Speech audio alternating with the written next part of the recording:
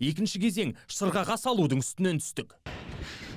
Ақтөре менің операторым кетті жүгіріп артынан түсіріп. Қазір міне, анау жаққа жүйрік аттың артына түлкіні байлап кетті, шарға тарту болады. Ан жақтан бүркіт жібереді қазір. Бүркіт жібереді, сол бүркіт ұшып кеп, анағын үстінен дәл түсу керек. Басу керек аңды, яғни. Қазір қайсы бүркіт барады екен, қарайық. Бізге қаш деп жатыр, біз былай қарай тұрайық. Қазір жүйрік атпен, асау атпен ағамыз шауып өтеді, бүркітті байлап. Анау таудың басындағы бүркіттердің біреуі келеді де, оны біледі.